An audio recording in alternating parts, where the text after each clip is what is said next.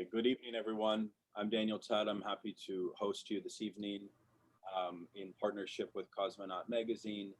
We have a very exciting lecture and Q&A session with scholar Clyde Barrow, who is a scholar of a number of really pertinent concepts and trajectories that interest our group. Our group is called Study Groups in Psychoanalysis and Politics. We've become kind of a pandemic quasi-institution, started in the spring of 2020, bringing together students and professors and grad students and undergraduates and people just interested in the various texts that we're interested in to examine a number of problems. And the origin of tonight's event actually came before the 1/6 insurrection, although now when we talk about the Lumpenproletariat and we talk about Bonapartism and Trumpism, everyone seems to be thinking about it through the prism of 1/6.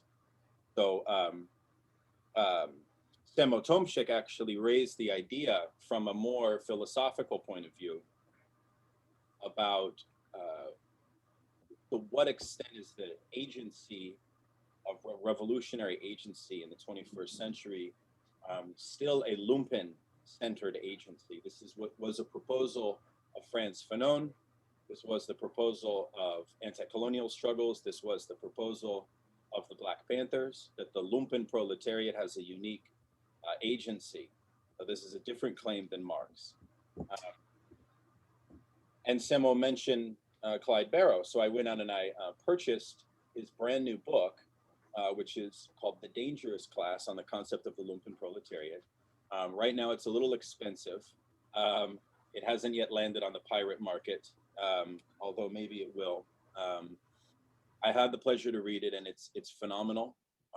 We're talking about a total reappraisal of the category from Marx and Engels' time all the way through the present. So every major Marxist thinker who has written about the Lumpenproletariat is considered, including quote unquote post-Marxists after the 1970s to the present. And then the conclusion, which we shared with all of you, looks at the rise of the notion of a lumpen-state. Now, Clyde Barrow has actually written quite a lot on Marxist theories of the state, and he's written some really excellent stuff. One other text, which I would recommend to you, is very short, but very compelling for independent intellectuals like us. It's called The Entrepreneurial Intellectual in the Corporate University. Highly recommend this text. I think it was Palgrave that published it. So without further ado, Clyde, thank you for being with us, and the floor is yours. All right. Well, thank you for that introduction, and thank you for the plug on the Entrepreneurial Intellectual. That book was written in about 2 months on a time when I was a little upset with my university, but it's an autobiographical book. I guess tonight I'm going to speak partly about where this text came from, but also I'm going to focus on 2 main themes. One is Bonapartism and sort of the parallels between the 18th Brumaire, as Marx describes Louis Bonaparte, and the rise of Donald Trump. And then the second component will really be focusing on a more analytic analysis of the concept of the lumpenproletariat and how that ties back in to Donald Trump. I'm certainly not going to have time to cover everything that I discuss in my book, The Dangerous Class. As Daniel pointed out, it covers a lot of terrain from Marx and Engels in 1848 all the way up through the post-Marxists. But if there are parts of the book that I don't cover tonight that people would like to discuss, I'll certainly be happy to circle back and address that during the question and answer period. I'll just start with where this concept came from, because a lot of people have been asking me, well, why did you write this book? In fact, that's the main question I've been asked ever since I started it. And really, my interest in the lumpenproletariat goes all the way back to when I was 18 years old, which is a long time ago now, when I first read the Communist Manifesto. And for some reason, that passage in the Communist Manifesto about the dangerous class just stuck in my mind. And it was something that never went away. And I would periodically tell myself, you know, someday I'm going to write a paper on the lumpen proletariat. And really the opportunity for that, I think, first arose when I came into possession of a word searchable PDF version of Marx Engels' collected works. And so for the first time, I said, you know, I'm going to search this thing and see how many times does Marx actually talk about the lumpen proletariat other than in the Communist Manifesto, where you have one sentence. And then, of course, the more extended mentions of the term that you get in the class struggles in France and the 18th Brumaire, which are the two texts where it's most frequently used. And lo and behold, I came up with, I believe, 64 actual usages of the term in the entire 50 volumes, which was nearly triple the number that had been counted by the last person who did it in the early 1980s. And so I told myself, I think there's enough here to write a paper. And so I wrote a paper on Marx and Engels and the lumpen proletariat. And then as it went through, it got longer and longer. And I decided, well, I'd like to see what Karl Kautsky and Rosa Luxemburg had to say about it. And I'd like to see what Lenin and Mao had to say about it. And then I realized, well, you can't really, as this thing starts turning into a book, talk about the lumpen proletariat and not include Frantz Fanon. And then, of course, not include the Black Panthers. And that took me off into discussions of the surplus population in post-Marxism. And lo and behold, what started as a paper turned into a book, as often happens. And along the way, I was presenting variations of this paper at various conferences, and people, their main criticism was essentially, well, who cares? Is why do you want to dredge up this sort of obsolete marginal concept in Marxist political theory that nobody uses anymore? What's the point? And as I looked at it, my response was, well, it's really not marginal. It's really quite central to the development of Das Kapital. If you look at the chapter 25 on the general law of capitalist accumulation, and it really is a bridge between Das Kapital and the Grundrisse. And in that respect, it's really a bridge between sort of Marxism and post-Marxism. And as I began to look at it, I suggested, you know, there's really a hidden logic in Das Kapital that points us in the direction of the extended reproduction of the lumpen proletariat, not of the proletariat. And that gives you a very different picture of the future and a very different vision of what post-industrial capitalism looks like. And so it dawned on me that the concept was really more pertinent now than it had been when it was first introduced. So that was that. And my idea was I was going to write a book, find a university press who would print 500 hardback copies of it, sell them all to libraries, and I would be okay for post-tenure review. But as I was sitting watching the news one night and a Trump rally comes on TV, I said to myself, what a gaggle of lumpen proletarians that is. And that sort of forged the link in my mind between Trump and the lumpen proletariat. And what really finally welded everything together was when I saw the front page of the New York Post with a picture of Donald Trump portrayed as the clown who would be king. And as I said that, I said, that is exactly how Marx described Louis Bonaparte III in the 18th Brumaire. And so that really became for me the frame that I wanted to use. And once again, I really didn't expect it to be much, but I was surprised that the book has touched such a nerve, sometimes good, sometimes bad, that the book was being criticized by people who hadn't even read it before it was even published. So it obviously struck a nerve somewhere on the left. So with that said, I'll start my presentation. I'm going to partly read from a sort of an abbreviated manuscript that I prepared today. If I drone on too long, stop me. I want to make sure that we leave plenty of time for discussion at the end.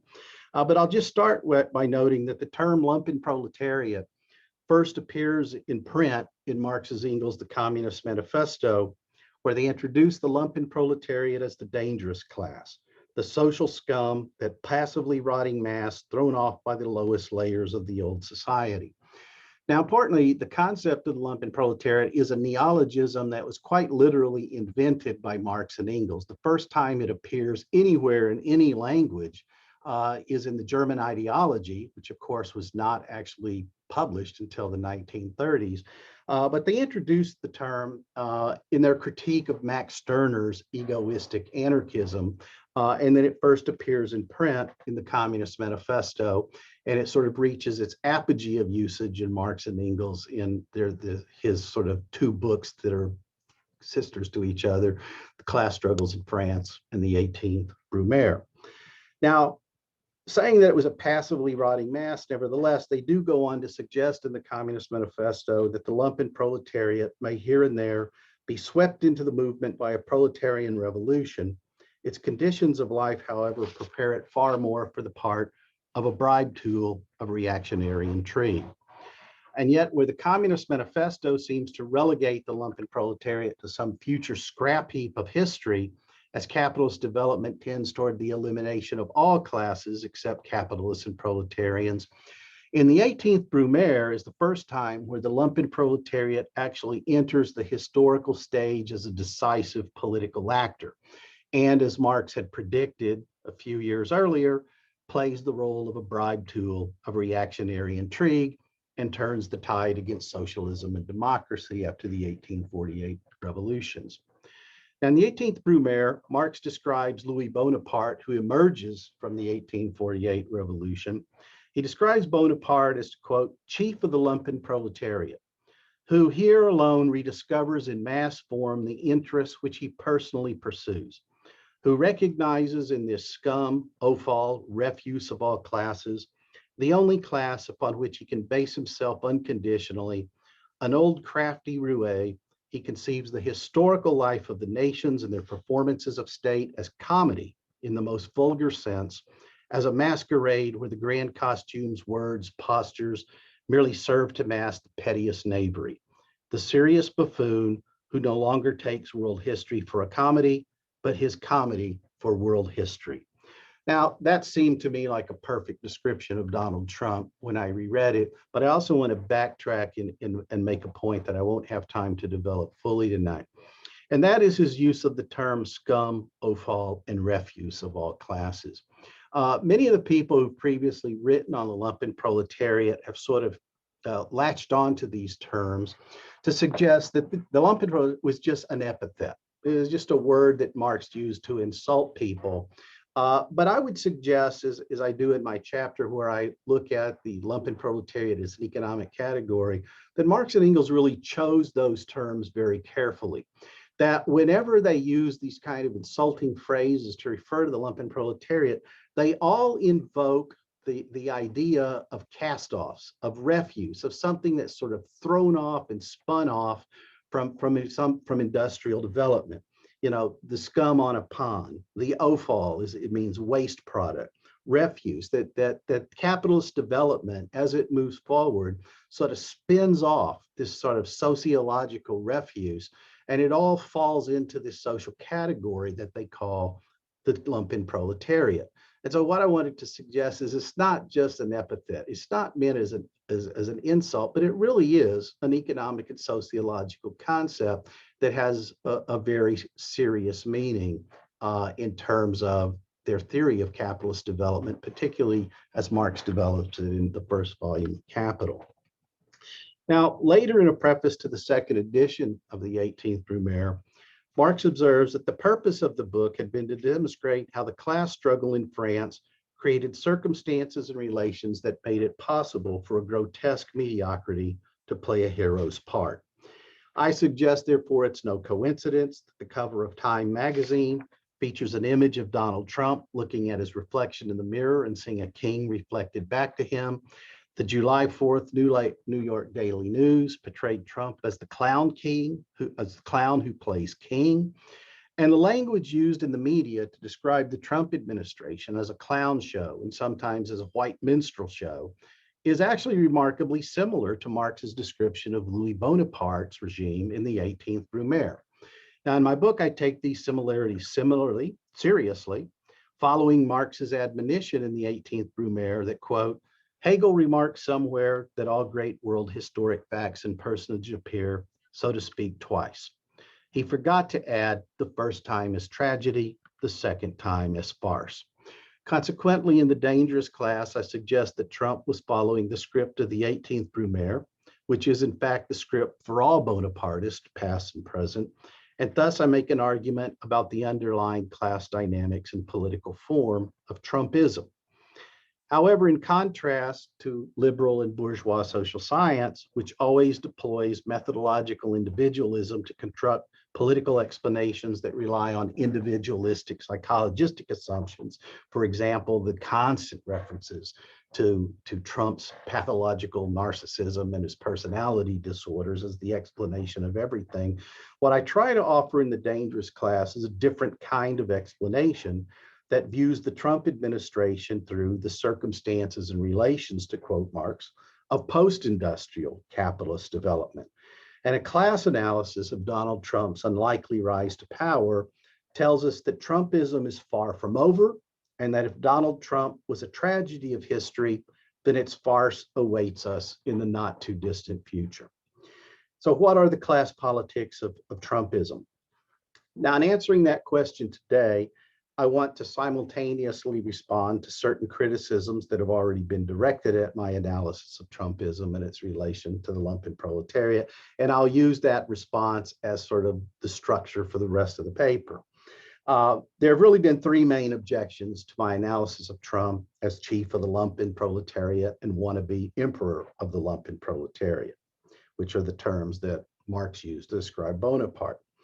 First, it has been suggested that by focusing on the relation between Trump and the lumpenproletariat, I fall prey to Trump's clown show theatrics and deflect attention away from the capitalist class, which is the real class enemy of the working class. The second, others have suggested that I ignore or downplay the role of other classes, particularly the petite bourgeoisie, in explaining Trump's ascendancy to power. And finally, many Marxist political theorists have claimed that the concept of the lumpenproletariat is just not a useful tool for political analysis, that it is vague, ill-defined, it's an epithet that Marx used loosely in his political writings, and one cannot find any analytical coherence in his text that would justify the continued use of that term. Now, in raising those objections, I suggest that critics have actually called attention to a long-standing unease with the concept of the lumpenproletariat in contemporary Marxist political theory, even though Marxists of the Second and Third International, as well as Marx and Engels themselves, grappled hard with the problem of the lumpenproletariat. It was viewed as a serious problem. Marxists really only began to jettison the concept as an analytic tool in the 1960s, primarily as a reaction to the elevation of the concept by Frantz Fanon and the Black Panther Party, who brought the concept into the heart of New Left political thought and made it the cornerstone of their understanding of the future trajectory of capitalist development in the Global South and the United States, respectively, albeit in a very different direction that I'm going to talk about it tonight. But the main issue here was that you can't replace the proletariat with the lumpenproletariat as a vanguard of socialist revolution and still call yourself a Marxist, was the essence of that critique. Now, the best way to answer those three criticisms, in my view, is I'll just restate my original analysis from the dangerous class, starting with a review of the class struggles in France in the 18th Brumaire, where Marx first chronicles the February Revolution of 1848, which was led by the industrial proletariat, but supported by the peasantry and the urban petite bourgeoisie. Marx even praises the heroic lumpenproletariat, which stormed arsenals and manned barricades in the early days of the revolution before they were recruited into the Mobile Guard to protect the new French provisional government against a possible coup d'etat by the regular army. The political alliance of classes supported the establishment of a democratic republic based on universal male suffrage, in contrast to the bourgeois republic of King Louis Philippe, which, as Marx described it, was literally nothing more than an executive committee of finance capitalists who managed the state for the bourgeoisie. when the proletariat ignited the June days of 1848 by demanding a social republic, as it called at the time, with economic benefits for workers, this original network of class alliances began to unravel over the next few months. And so I'll start, actually, I should have thrown up my little screen share here. There we go. I guess you can see that. Here's the outline. So I'm going to start by talking about the finance aristocracy as a parasitic class. Now, Marx identifies numerous fractions of the bourgeoisie in the 18th Brumaire, as it was far from unified in its preferred response to the revolutionary proletariat, with some of them opposed to the very idea of a democratic republic, which they equated with socialism. We often forget that in the 19th century, it was pretty much a widespread assumption among liberal political theorists that if you give the working class the right to vote, the first time they vote will be a socialist society. That democracy and socialism were essentially viewed as equivalents, because if you gave them the vote, they'll vote socialist. So the support of the finance aristocracy was particularly critical at this juncture in Louis Bonaparte's rise to power, as it split the capitalist class and provided with a base of support within the bourgeoisie. And in a famous passage from the class struggles in France, Marx paints a very ugly picture of the finance aristocracy, which he argues to quote, is quite indifferent to the interests of its class as a whole, pursues its own particular interests, which may even be inimical to those of its class. In other words, finance capital pursues its own parasitic interests in using money to generate money, but it really has no interest in generating wealth per se. It's not part of a productivist element of the bourgeoisie, and it will pursue its own particularistic interests, even at the expense of the bourgeoisie as a whole. Now, in that respect, the new money or finance aristocracy was to the capitalist class what the lumpenproletariat is to the working class, an unproductive, parasitic byproduct of capitalist development that makes its living by gambling only on stocks and bonds, by the theft of assets simply through foreclosure, and the making of questionable or fraudulent loans and illegal financial transactions. To sort of give this some flavor, Marx observes, since the finance aristocracy made the laws, was at the head of the administration of the state, had command of all the organized public authorities, dominated public opinion through the actual state of affairs and through the press, the same prostitution, the same shameless cheating, the same mania to get rich was repeated in every sphere. To get rich not by production, but by pocketing the already available wealth of others, clashing every moment with the bourgeois laws themselves, an unbridled assertion of unhealthy and dissolute appetites. The finance aristocracy in its mode of acquisition, as well as in its pleasures, is nothing but the rebirth of the lumpenproletariat on the heights of bourgeois society. And what it shares in common as an economic category is essentially a non-relation to production, that it effectively is a parasitic incrustation on the capitalist mode of production. And so his argument is, in some ways, Bonapartism represents an alliance between the two unproductive parasitic elements that have been sort of spun off from the capitalist mode of production. Now, thus backed by the finance aristocracy on the one side and defended against the revolutionary workers by a now armed lumpenproletariat in the form of the Mobile Guard, Marx goes on to suggest that Bonaparte hypnotized nostalgic peasants and petite bourgeois with promises to return France to its traditional values and to make France great again. Sounds very familiar, doesn't it? And that set the stage for Louis Bonaparte's election as president of the Second Republic in December of 1848, with the rural and urban petite bourgeoisie providing the bulk of Bonaparte's electoral victory. And one of the things I want to really emphasize tonight that I didn't emphasize in the book effectively was to distinguish between the electoral base of Bonapartism and the mass base of Bonapartism, because the mass base extends far beyond the electoral base, and that is really the point at which the lumpenproletariat comes into play.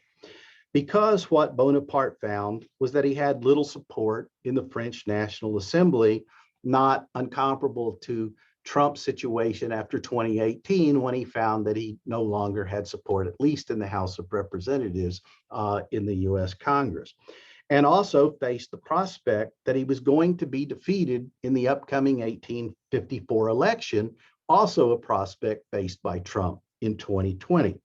And so Louis Bonaparte staged a coup d'etat on December 2nd, 1851, with the support of disaffected army officers who were now leading what was called the Society of the 10th of December, the so-called Decembrists, who had been organized by Bonaparte and his allies as a secret armed society to replace the Mobile Guard. And this too is an organization that Marx and Engels repeatedly point to as a fundamentally lumpen-proletarian sort of paramilitary organization. So one could say Bonaparte had initially won an election with support from the finance aristocracy, the votes of the rural and petite bourgeoisie, but his subsequent coup d'etat depended on the mass support and violence of the lumpenproletariat, which operated outside the electoral system as a secret armed militia. And it's for exactly that reason that Marx refers to Louis Bonaparte first as chief of the lumpenproletariat, and then later as emperor of the lumpenproletariat. At the same time, Marx suggests that Emperor Napoleon III's attraction to the Paris mob was, to quote, precisely because he was a bohemian, a princely lumpenproletarian who had the character of a street fighter and was willing to conduct a dirty struggle against his opponents. In other words, he was just like them. They saw him as their representative. And Napoleon III, much like Trump, had no use for statesmanship, nor the courtesies of parliamentary politics. And Marx concludes, to quote, above all, Bonaparte looks on himself as the chief of the Society of December 10, as the representative of the lumpenproletariat to which he himself, his entourage, his government, and his army belong, and whose prime consideration is to benefit itself and draw California lottery prizes from the state treasury. And he vindicates his position as chief of the Society of December 10 with decrees, without decrees, and despite decrees. In other words, an essentially lawless, arbitrary form of government, which in its final form relies on violence. Now, once Bonaparte was ensconced in power, Marx argues that Bonaparte's strategy for staying in power is what he calls money as a gift and money on tick. In other words, you just buy people off, you bribe them, you turn the other way, you let them loot the treasury, you let them engage in whatever form of behavior is personally advantageous to them. And so you create essentially a criminal network of governance that always, as he puts it, is the science of the lumpenproletariat, whether of high degree or low.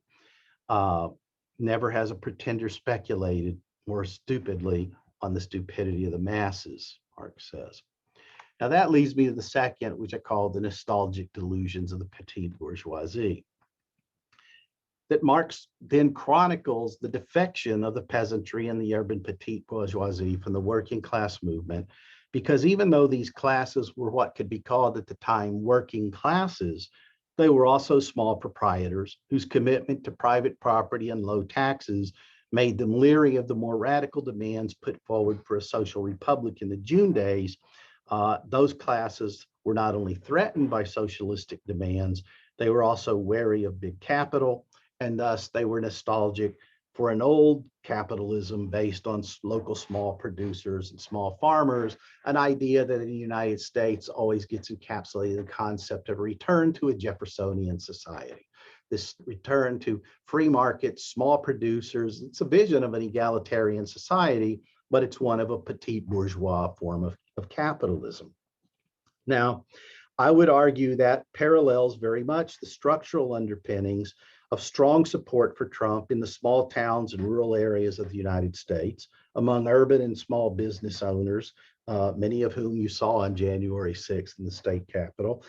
However, it was the lumpenproletariat, organized as a mobile guard and then as the Society of the 10th of December, that did the dirty work of violently crushing the June Revolution outside the structure of the legitimately constituted state, as the finance aristocracy and the petite bourgeoisie cheered them on, which then leads me to the lumpenproletariat as a bribe tool of reactionary intrigue. Now, Engels authored a series of contemporaneous accounts of the Paris June days for the Neue Rheinische Zeitung before Marx published his better known 18th Brumaire, and I'll quote extensively from that. Because actually Marx lifts a lot of this text later and reproduces it in the 18th Brumaire. Talking about the lumpenproletariat in the June days, he says, every day the intensity, violence, and fury of the battle increase. The Mobile Guard, which was mostly recruited from the Paris lumpenproletariat, has already during its brief period of existence, thanks to good pay, transformed itself into the Praetorian Guard of whoever was in power. It has, as was to be expected, placed itself at the disposal of the bourgeoisie. But in what a contemptible light this entire present state of affairs appears when one observes how these former beggars, vagabonds, rogues, gutter snipes, and small-time thieves of the Mobile Guard are now being pampered, praised, rewarded, and decorated, when only in March and April every bourgeois described them as a ruffianly gang of robbers capable of all sorts of reprehensible acts. And Marx largely repeats that story in the class struggles in France, where he talks about the provisional government paid them 1 franc 50 centimes a day. That is, it bought them. It gave them their own uniform. It made them outwardly distinct from the blouse-wearing workers. It assigned officers from the standing army. In part, they themselves elected young sons of the bourgeoisie to lead them, whose automatods about death for the fatherland and devotion to the republic captivated them. Now, in the dangerous class, I draw this parallel to the 18th Brumaire by noting that in the United States, much of what I'll call the newly surplus population has also been routinely observed into the US military and into burgeoning local police forces through what is effectively an economic draft that promises a salary, a pension, healthcare, a place to live, a uniform, a gun, and future educational opportunities, all alluring prospects for individuals who, as Marx describes as conditions of life, offer few alternatives. Under Trump, there was a massive expansion of special federal police forces with paramilitary capabilities. They are profoundly loyal to Trump and his policies. I suggest that one could substitute immigration and customs enforcement, customs and border protection, and homeland security investigations for the Mobile Guard. It is not difficult to see a parallel between the Mobile Guard and these paramilitary organizations, which recruit heavily among the lumpenproletariat, who were deployed regularly against immigrant workers and Black Lives Matter protesters, and whose unions openly declared their unyielding loyalty, not to the Constitution, but to Donald Trump. President Trump, as we know, has boasted that his own security team is tough. In Portland, Chicago, and New York City, the HSI so-called jump out boys whisked away protesters and vehicles with no official markings to identify them as law enforcement. President Trump legitimated hate groups and cultivated armed right-wing militias by referring to armed neo-Nazis, fascists, and white supremacists as fine people. He has often hinted that civil war was looming by claiming that I have the support of the police, the support of the military, the support of the bikers for Trump. I have the tough people, until they get to a certain point, and then it would be very, very bad. And we could go on. And by all accounts, I suggest this message was received loud and clear on January 6th, 2021 by the Proud Boys and the Oath Keepers, Trump's own version of the Decemberists, when Trump imitated Bonaparte III by attempting to raise himself from chief of the lumpenproletariat to emperor of the lumpenproletariat. Now I'll go on to suggest, this came up today. I just pulled that off Yahoo today. We saw the buildup to this scenario on June 1st, 2019, when 11 Republican Oregon state senators paralyzed the state legislature with an illegal walkout. When the state's Democratic governor ordered the state police to seize the senators and return them to work, Members of the armed Oath Keepers and 3%er militias rallied to their defense. On May 1st, 2020, hundreds of demonstrators gathered at Michigan State Capitol for an American Patriot rally. And during this rally, several demonstrators openly carrying guns entered the Senate gallery. Police did not intervene until some of the armed protesters tried to enter the Senate chamber. Many of the state senators that day wore bulletproof vests to the legislative session in anticipation of potential violence. And then on August 25th, 2020, several dozen unmasked protesters, some of them armed, pushed their way into the fourth floor gallery of the Idaho House of Representatives, breaking a glass door panel in the process. 4 of them were arrested, including the far-right militia leader Amon Bundy, who had earlier led an armed occupation of Oregon's Malheur National Reserve in 2016. And finally, on October 8th, 2020, 13 individuals linked to the Wolverine Watchmen were arrested for a plot to kidnap Michigan Governor Gretchen Whitmer, who planned to put her on trial for treason and execute her while plotting to overthrow several other state governments, including Virginia. While some argued at the time that Trump's Reichstag incident came and went with the plot to kidnap Governor Gretchen Whitmer, I argued at the time that these previous incidents were only test runs for what lay ahead, and it seems that mainstream members of Congress have now come around to this point of view as well, as I put on this slide, that the failure of Trump's coup d'etat only means that his alleged grievance of a corrupt election will provide his supporters with more than enough justification to, quote, defend the Constitution against an illegitimate president in the years to come. Now, with that said, I'm going to finish this section up by saying that I've long been concerned that liberals and leftists in the United States do not take the threat of right-wing lumpen-proletarian violence and insurrection seriously because they're distracted by the petite bourgeois clown show that surrounds it. However, in the United States, there are now a multitude of local, state, and national right-wing organizations that are loosely knit together by overlapping belief systems, web pages, online blogs, gun clubs, gun shows, and political rallies. Now, the Southern Poverty Law Center currently tracks 687 right-wing hate groups, and those groups have an overlapping set of beliefs that generally fuse white nationalism, Christianity, toxic masculinity, and a fear of socialism into hybrid variants of what I call Christo-fascism that Donald Trump successfully mobilized and legitimated in a multitude of ways. These groups include so-called general hate groups such as the Proud Boys, but they include a long list of white nationalist, neo-Nazi, neo-Confederate Christian identity, and Anglo-Saxon neo-Volkish or kindred groups. There we have. If you wonder why he's dressed, we could talk about the kindred folk groups. These hate groups show up at Black Lives Matter's protests to intimidate protesters. Even though they're technically distinct from militias, they provide a reservoir of recruits and sympathizers to the militias. Now, I won't spend a lot of time talking about all of these, but let me say that as of 2016, the SPLC estimates that the formal membership of these militia groups is 60,000.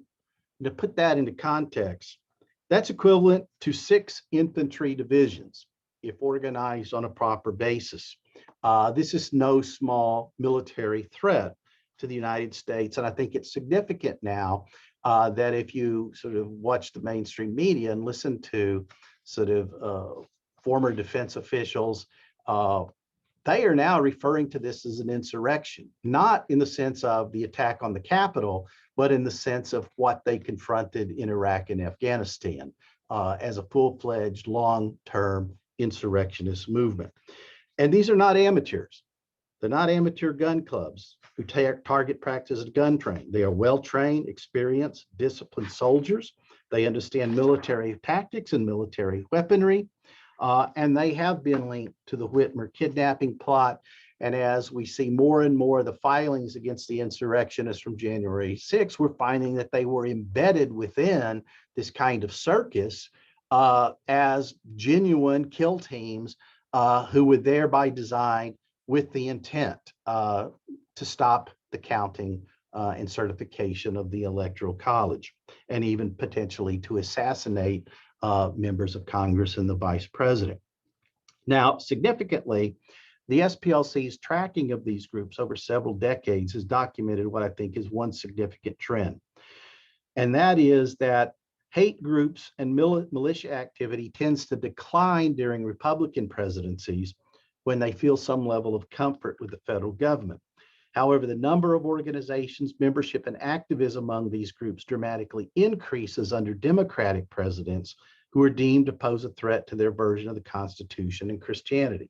So if past trends repeat, it means we can expect a surge of right-wing militancy following the election of Joe Biden and Kamala Harris. And it should be noted that each of these surges builds off an ever larger numerical base. And that brings me back to the problem of the lumpen proletariat. So if we go here, I'll just finish up with sort of what is the lumpen proletariat and sort of conclude with a little discussion toward an empire of the lumpen proletariat with a question mark. Now, what I want to note is that while Trump's coup d'etat failed, he still received 46.8% of the popular vote in 2020. But just as important, millions of people who did not vote, often white, poor, and increasingly disengaged from the labor market, will continue to support Donald Trump and Trumpism.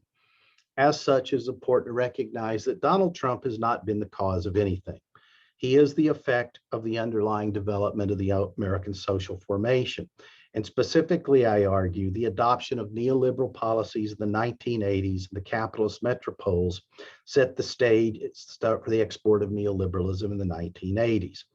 And that the development of these core capitalist economies was determined by the twofold processes of post-industrialization and globalization, which can both be used as euphemisms for what we know to be deindustrialization. Now, with that in the dangerous class, what I argue is that Marx actually articulates what I call a logic of deindustrialization in Volume 1 of Capital, where he discusses how the general law of capitalist accumulation points to a future where the relative surplus population will continue to grow larger and larger as a proportion of society. That developmental logic means that not only will more and more members of the working class be thrown into the surplus population, along with members of the petite bourgeoisie, but the surplus population itself will be increasingly pauperized as they are thrown out of these classes and dropped into what Marx called the lowest sediment of society, that is the lumpen proletariat. Now, in the text of the book, of course, I go through and analyze several passages from Marx to sort of document that claim. But what I'll simply suggest is that when Marx is talking about the emergence of the relative surplus population growing larger and larger, of course, that development in his analysis is forestalled by the inevitability of a socialist revolution, what he calls the death knell of capitalism. The bell rings and it's all over, and the lumpen proletariat magically disappears.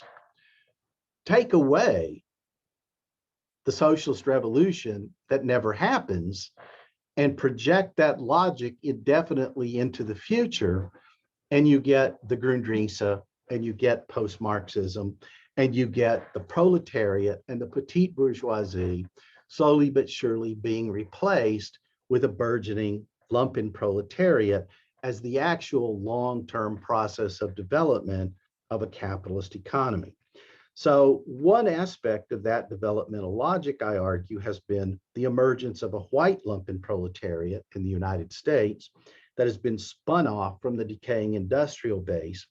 And so from the standpoint of class analysis, it's important to recognize that removing Donald Trump from the office of president does not reverse the underlying logic of post-industrial capitalist development that gave rise to an angry and violent white lumpen proletariat. Trump did not cause the lumpen proletariat. His words and actions mobilized and unleashed them, and they are now will probably become more active that he has been denied the presidency. And so it raises a question, which, by the way, Kautsky, Rosa Luxemburg, Lenin, Mao, all very vigorously dealt with this question, is what do you do with the lumpen proletariat? Who are they? Is there any way to turn them in a different direction? Now, that finally leads me to this question of what is the lumpen proletariat? And I think there's been a lot of confusion about this idea, and I want to distinguish it very clearly from the concept of an underclass. Now, the historian Brian Palmer argues that the lumpen proletariat is, to quote, a highly volatile, differentiated, and politically unstable stratum, and he contends that this makes the concept an unreliable tool of political analysis. In fact, I would suggest that the fact that the lumpen proletariat is that makes it a very valuable tool of political analysis at this point in time. And I would also argue that Marxists regularly deployed the concept, beginning with Marx and Engels right through the Second and Third International. So a major purpose of my book was to challenge Marxist political theorists who dismiss the concept. I want to argue that they articulate a complex but coherent concept of the lumpen proletariat, which they deploy in three different ways, what I would call at an economic level, a cultural level, and as a political category of analysis. And each one of these deployments expands the concept as we go through these different levels. And each one of those is a chapter in the book, so I won't have time to go through all of it, but I think I can try to provide some type of a summary. The key point is that the lumpen proletariat regularly enters the political stage as a decisive political actor at critical junctures of class conflict in many of Marx's historical political writings.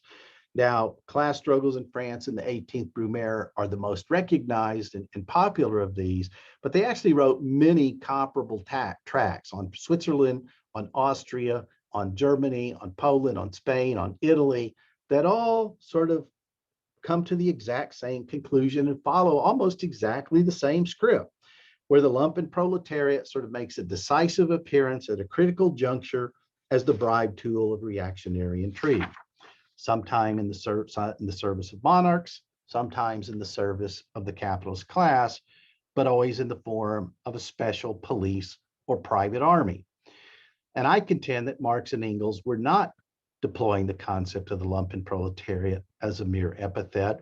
They were grappling with a real historical problem that regularly confronts the working class when it challenges the existing order. So at an analytic level, I try to excavate the writings of Marx and Engels to develop the concept. And I argue that the concept of the lumpen proletariat is a social category, not a class, a social category in the way that it is used by Nico Poulantzas in his works, or even further back by Robert K. Merton, where Poulantzas actually got the concept. Now, what are they? The lumpen proletariat as a pure analytic category is defined by its non-relation to production. And therefore, it is not a class, but a non-class that is best understood as a social category. And in fact, Marx and Engels at time, they refer to it in exactly those terms, as a non-class. In fact, in the 18th Brumaire, Marx describes the lumpen proletariat as, quote, the refuse of all classes.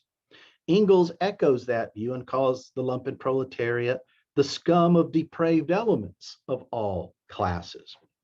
So those who can be called lumpen proletarians originate from many different places, and there are many different paths to becoming a lumpen proletarian.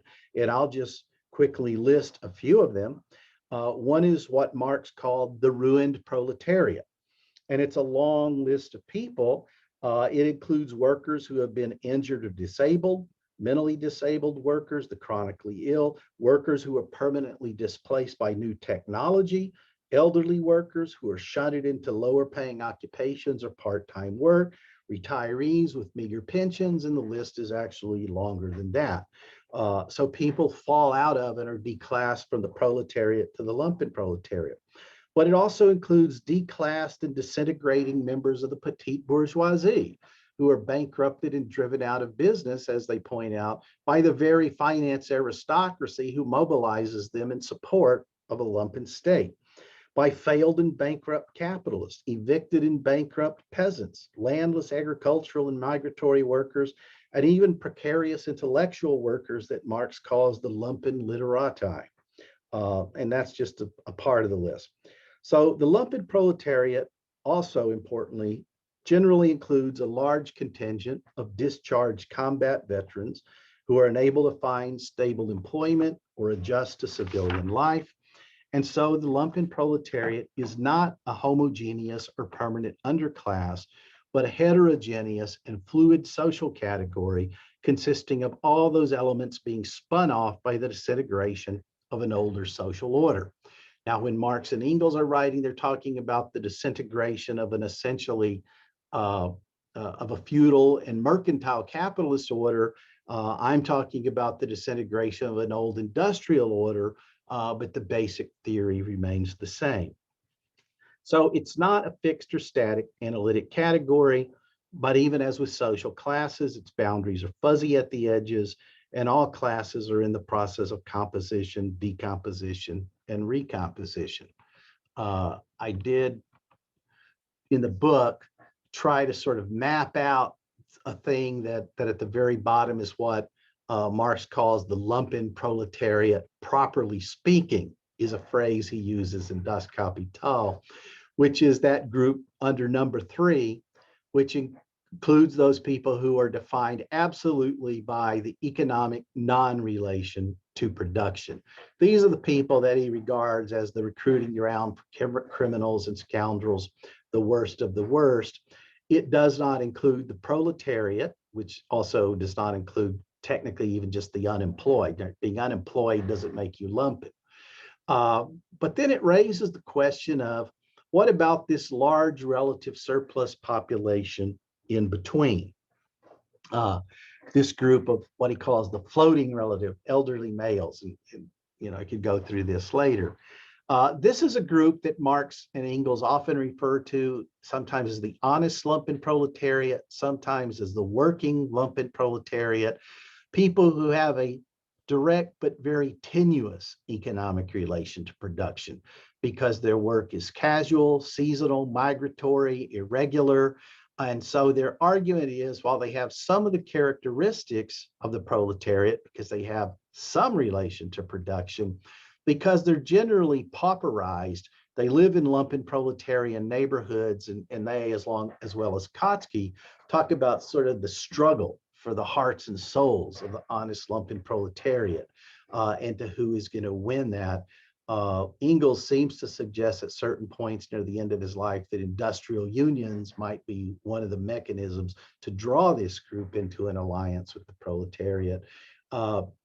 Lenin and Mao both thought the solution was just to draw them into revolutionary armies, basically to do the same thing that the capitalist class does, enlist them as military recruits, although both of them had very unsatisfactory experiences in doing that. Rosa Luxemburg's answer is just expand the welfare state as fast as you can. Just buy them off, make them acquiescent, and make them content. Kautsky, I thought, gave this is use the force of state. Right? If the proletariat takes control of the state, we'll just suppress them. He and Luxemburg had a little bit of a spat about that. Now, I'll draw this to a close here and say that it's for that, because it's a fluid category, that I prefer the term lumpen proletariat to underclass, as the latter implies a permanent and unchanging group of people occupying the very bottom of a social class hierarchy. And if you take it that, the lumpen proletariat's natural state is to exist as what Marx called the passively rotting mass at the lowest sediment of society. Now, as the lumpen proletariat as a non-class, I think this word, it is not structurally organized by its location in the mode of production, but exists on the outside margins of the capitalist production. It is literally a byproduct left behind by capitalist development. So it does not, in their view, have any structurally assigned historical mission within capitalism. It does not directly confront the capitalist class through an exploitative relation to production, because it is generally a chronic non-participant in the labor force. It falls outside the class structure of capitalist society. Kautsky regarded them as a fundamentally parasitic social category. Now, despite its many grievances, The lumpen proletariat's lack of structural cohesion means that it must always be organized from the outside by some other class that recruits its members into their service as allies. Without outside direction and leadership, the lumpen proletariat's natural inclinations when riled by discontent are spontaneous street violence, riots, and vandalism, anarchy, not anarchism, and consequently to enter the historical stage as anything other than a mob. The lumpen proletariat must be organized and activated from the outside, given an identity and imbued with a political purpose.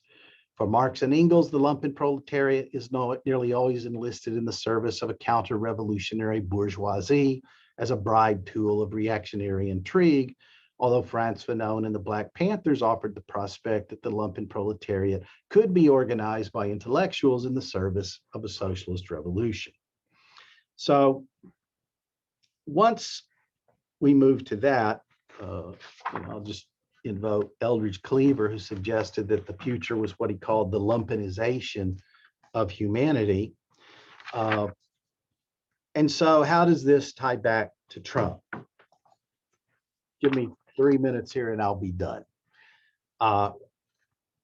First, I don't think there's any doubt that finance capital is the main economic beneficiary of the Trump regime. Right? They looted the US Treasury for $1.5 trillion in tax reductions. They grabbed another trillion more in the CARES Act, while the petty knavery of Trump's appointees is probably unprecedented in US political history. I think that the billionaire class rightly viewed the Trump regime as a clown show, but they laughed their way to the bank. And as long as he provided them with parasitic handouts and subsidies, they were content.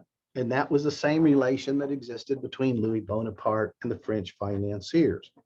However, and this is where the lumpen proletariat is decisive, finance capitalists could not deliver anything for themselves because it is parasitic and it requires a Trump to conceal their machinations through a traveling clown show and media spectacles that divert attention away from the escalating violence required to sustain a fundamentally parasitic state, a state that could not even provide the political and material conditions necessary for the extended reproduction of capitalism, something we can talk about later. At the same time, I wholly agree that the petty bourgeoisie is the primary electoral base for Donald Trump and future iterations of Trumpism, but I would argue that there is a white lumpen proletariat that provided the margin of victory in places like Minnesota, Wisconsin, Michigan, Pennsylvania, and West Virginia, and Trumpism cannot win without their support. And while many refer to these as unemployed workers, I suggest that the term unemployed needs to be used with more circumspection because more and more of these jobless former workers are no longer part of the labor force. And at what point do we stop referring to former workers as unemployed workers and recognize that they have become lumpen proletarians? And so that is the one last distinction I admittedly failed to make clear in my book, and that is the distinction between Trump's electoral base and his mass base. It's an important distinction because barely more than half of US citizens vote in US presidential elections, which means that a great deal of the class struggle takes place outside the electoral system. Just as with Louis Bonaparte, the initial electoral victory was based on nostalgic appeals to the petite bourgeoisie, although, as I point out, the newly minted white lumpen proletariat is also easily hypnotized by nostalgic appeals to America's industrial past. Trump used his electoral campaign and his time in office to mobilize an ever-burgeoning lumpen proletarian mass base, the dangerous class. These are the Decemberists of 2021. These are the people who intimidate peaceful protesters, initiate violence at protests, set fires, storm state capitals with military weaponry, plot to kidnap governors, and even murder protesters as the police stand by and do nothing. We saw these groups escalate their violence as the November 2020 election got closer, and I argue that it was the lumpen proletarian shock troops, state-sanctioned paramilitary organizations, and civilian militias who alike carry the weapons. The parallels to the 18th Brumaire strike me as so obvious that you could change the names, change the date, and change the country, and it plays out like a Hollywood script written for Donald Trump and his inevitable successors. So, hope that didn't go on too long, but I'll call it a night with respect to my monologue. Be happy to. I'll throw up one that just came out yesterday. We're starting to find out more about the people who were at the. Then we're starting to find out they weren't quite so petite bourgeois as we thought, or at least they're failing petite bourgeois. And then, whoops. I'll end it with a quote from Trotsky, which I think is pretty much summarizes my presentation. So Daniel, happy to open it up and answer questions or step aside as people prefer. Oh, great. Well, maybe it'd be best if you stop the share so we can see all. Yeah, absolutely. Let me see. Oh, there we go. Did that get it down? Let's see. If you go to. Let's stop. There we go. Okay. That did it. Well, first of all, that was fabulous. The slides were excellent. I'll give you a little applause here. Thank you.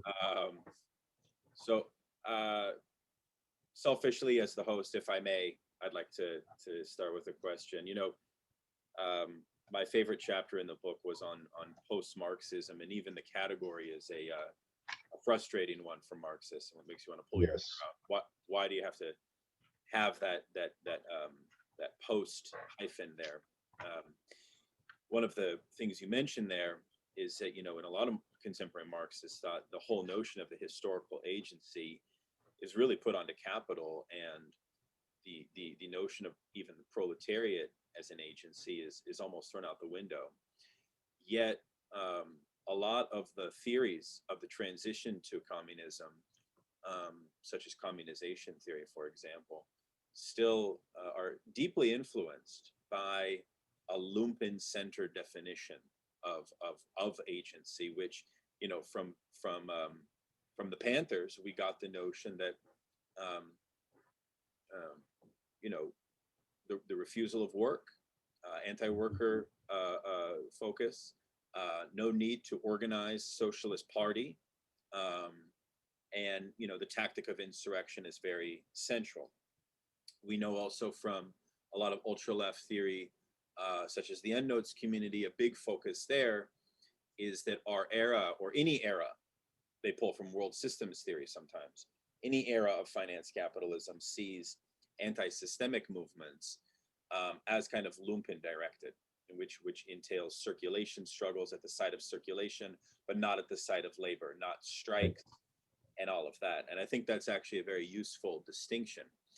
I also want to get your thoughts on the left side of the lumpen proletariat today, and whether you would accept the following proposal, which is that Black Lives Matter is itself, or could also be construed as a lumpen-directed movement. And if so, perhaps their alliance is with a different side, to the extent that Black Lives Matter is a nonprofit organization that receives contributions from financial groups like Bank of America. How might we think of that as a left versus right lumpen dynamic in America, or even beyond America, right? Because Cleaver's, I don't know if folks saw this, but in the introduction to Barrow's book, Eldridge Cleaver predicted Trumpism effectively, by saying that what was going to happen to the white proletariat. So, you know, to simplify, is the lumpen proletariat, in your view, still an agent of historical Marxist conception of revolution? And what do you make of the right-left lumpen distinction in today's politics? Yep. There are 2 or 3 really good questions in there, and I'll try to answer each of them. You know, the chapter on post-Marxism I actually wrote in 1995, and I couldn't get it published anywhere. because exactly as you said, I would send it to a Marxist journal and the response I'd get back is post-Marxism is not Marxism. You send it to a mainstream scholarly journal and they're like, who cares about this kind of stuff? And I guess I had to wait nearly a quarter century before time caught up with what I had written, because I really didn't have to change the piece very much when I included it as the last chapter of the book. And I guess we end up using the term post-Marxism, though, really post-Marxism comes out of Grundrisse, which is Marx. But it's really the legacy of a term that was given to us by Laclau and Mouffe. It's the term that has stuck. And so it was the term that I used, partly because it gave me the ability to cluster a group of thinkers, Ofa, Negre, Habermas, Andre Gortz, into a common school of thought. If I could get rid of the post, I would, because I think it's just a different variant of Marxism. The other question, of course, has to do with this left-right distinction in the Lumpenproletariat. As you brought up, Eldridge Cleaver was very prescient. In fact, he was a post-Marxist before there were post-Marxists, even before Grundrisse had been translated to English. So I was particularly captivated by his recognition of this. And his essential vision was, we're already lumpen. We've already been deindustrialized in the Black community. And his argument at the time was, this is what makes the lumpenproletariat the vanguard of socialist revolution in the United States and really all over the world, is because he was talking to white workers. You're all going to be us one day. The problem is you can't see it. The problem is structural racism and hierarchy is embedded in how the American working class has been organized. And so his argument, there's a great quote, I think, from him where he says, the police are the first line of defense. The white lumpenproletariat will be its second line of defense. That how do we reach these people? So he really, a quarter century earlier, if not more, had seen the rise of Trumpism very clearly, which they drew a very clear distinction. The Black Panthers did between the left lumpen and the right lumpen. The right lumpen was white, the left lumpen was Black, and they wanted to bridge that gap. I think to a large degree, that's still there. I don't think there's any question Cleaver was right about the rise of a reactionary white lumpenproletariat who can't see that it's acting in the service of a cause that does them no favors and delivers them nothing except symbolic, intangible, psychological rewards of racism, I guess. When you get to Black Lives Matter, I think we have to first start, it's a very wide umbrella organization. It could not, by any stretch of the imagination, be considered a Marxist organization. One might even doubt whether it's a socialist organization, but I certainly think it does have lineages that trace their history back to the original Black Panthers and that draw on that thinking. So I think they're there. I think they're present in that movement. And I think that they have again raised the issue, as you pointed out, who needs a socialist party? We're beyond socialism, was Eldridge Cleaver and Huey Newton's argument, is we need to go directly to communism. And what they meant by that, I think we're starting to talk about it. If you get a $15 minimum wage, a universal basic income, and universal health care, then all of the things that trade unions previously delivered to the working class are now being delivered by the state through redistributive policies. And those are programs which distribute resources, right, from each according to his ability to each according to his need. And ostensibly, it would give people a much greater degree of individual autonomy and freedom to decide how, when, and where to work. So I think that their views are very much relevant to the contemporary situation. It's interesting to me that today we are talking more about communism with a small c than socialism with a large S. Very interesting. Yeah. So is that basically a yes that the lumpen as a historical agency of Okay. is it in short? I mean, just I think it must. It's a maybe. Let me waffle on this a little bit, and I'll go back to my original analysis. One of the things that the Black Panthers and the post-Marxists really is, if I went back to that table that I put up on there, that category number 2, the so-called honest and working lumpen proletariat. Well, that has become a larger and larger segment of the workforce in all capitalist societies. Sometimes we call it the tertiary sector. A lot of it's precarious, casual, part-time, and so forth. And as that continues to increase, you increasingly get to the point, and I did ask that question toward the end of my book, this is what's left of the proletariat other than the lumpen proletariat? And as a consequence, however, we're still nevertheless engaged in that same struggle that Engels and Kautsky talked about is, part of them can go one way and part of them can go the other way. And how do you enlist and mobilize and organize them toward these progressive social policies and redistributive policies that we would like to see? But I want to go one step beyond that.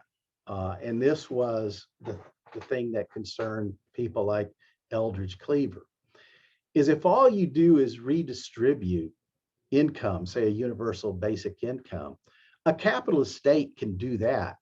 And he actually referred to that as a neocolonial regulatory policy to create acquiescence in the lumpen proletariat. And so his argument was, you can't just redistribute income. The phrase he used basically is, you need to redistribute the machines, right? If the people don't have control over the means of production, then simply redistributing income isn't communist. It's basically corporate liberal, I guess you could call it. And so you raise another really good point here. The typical spontaneous lumpen action is an attack on the means of consumption. You leave the stores, you run off with televisions and clothes and all kinds of neat stuff. It's not a direct attack on the means of production. And to that extent, spontaneous lumpen action doesn't seriously threaten capitalist control of the means of production. It doesn't fundamentally undermine cap. And at the end of the day, it can be violently repressed with very little cost to the capitalist class. Yes, partly why the trajectory of Cleaver's own politics ended up very obscurantinist and neoconservative. Maybe in part because he didn't find the question of agency answered adequately. And I don't answer it in my book. And in fact, I leave it as a problem. Yeah, it's a problem. Okay, so let's go to Alexander and then Donald and then Ian. Thank you, Professor Barrow, for your wonderful presentation and for being here tonight. My question is primarily on kind of looking at the differences between lumpen then, Marx's lumpen and lumpen now. The French lumpen were mostly deruralized peasants or petty beggars. I mean, it was the process of industrialization of France. Yeah. Modern lumpen are coming from deindustrialization, from perhaps not an opposite process, but a very different one. Yeah.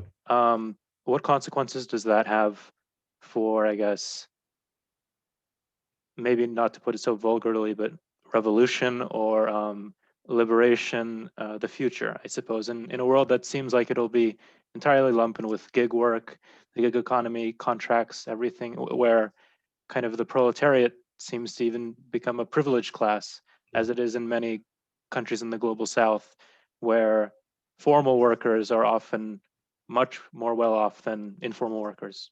Yeah. So that's a very interesting question. I'll say there's nothing vulgar about revolution. You may make a good point. In the book, when I talk about the lumpen proletariat as an economic category, there's sort of 2 layers to this. One is primarily works by Engels, particularly the condition of the working class in England. They consistently distinguish between the origins of the lumpen proletariat and the extended reproduction of the lumpen proletariat once it's created. And they nearly always see, as you point out, the origins of the lumpen proletariat as the declassed and ruined peasantry. People are being evicted from the land. They make their ways into the cities. Now, let me say, that's exactly what Frantz Fanon liked about them, right? Is that they still had that tight countryside. They were still the repository of kind of national traditional values. And so let me point out, Fanon never called them the vanguard of anything. He called them the spearhead, that they were the spearhead of peasant, anti-colonial, nationalist, potentially socialist revolutions if organized by intellectuals. So as Fanon described it, intellectuals led the lumpens, the peasantry pushed the lumpens, and that's how they sort of penetrated into the urban centers of colonial power. Now that takes you to the second was, well, what happens once they're there? They're off the land and they're in the city. They end up not finding jobs, or at least not finding stable employment. They get into the second and third generation and they start to become this kind of permanent underclass, what Marx calls the lowest sediment of society. And it's that point that even Fanon recognizes them as basically a potentially reactionary bribe tool. And in fact, in The Wretched of the Earth, he has numerous examples of where the urban lumpen proletariat was deployed in paramilitary units by the colonial power. So he's not as enthusiastic about them as he's often portrayed to be. As I think a very realistic perspective here too, that they can go either way. And he also views them potentially as being enlisted by traditional religious and tribal leaders, which he saw in non-Western societies as a potential threat. I think that's kind of where we can see the limits of the Fanonian project as something that can be relevant to national liberation, but for the liberation of humanity. Yeah. Now that gets to the second half of your question there, which is the lumpen proletariat today is spun off in a different way. They're not coming primarily from the countryside. They're being sort of cast off from industry. However, both in the cities, but also in small towns and rural areas, all of the United States is littered with Bethlehems and Pittsfields and Daytons, from coast to coast, the kind of small to medium-sized cities where, some of them, I cite one in the book, but, when I lived in Massachusetts, I was working on a study of New Bedford and Fall River. If you look at the census data on some of these places, literally 50% or more of the income in these communities is transfer payments. They're not working class. They're former working class. They're living on public subsidies of various kinds. They've become lumpen proletarianized. Yeah, I'm from Pittsburgh, so I'm familiar. Okay. Yeah, Appalachia, very much so. Yeah. So it's a different. They come from a different place, but I also think that they end up in the same place. There's a sense in which. Well, I'll leave it at that. I think they come from a different place. They end up in the same place. I think the dynamic is fundamentally the same. And as I mentioned in my presentation, they're essentially the cast-offs of the decaying old society. And it's not just from the working class. It's from many other classes too. The old society is different, right? It's industrial society. It's not mercantile capitalism and feudalism. But the process of decomposition is fundamentally the same, I would argue. And I think Marx addresses that in chapter 25, volume 1 of Capital. He very clearly, the interesting thing there, he doesn't use the term lumpen proletariat in the original German version of Capital that was inserted into the English language. But there's no question that's what he's talking about. In the context, he actually used the dangerous class phrase. So there's no question that's who he's talking about in the development of the surplus population. Thank you very much. Okay, Donald. Oh, hey everyone.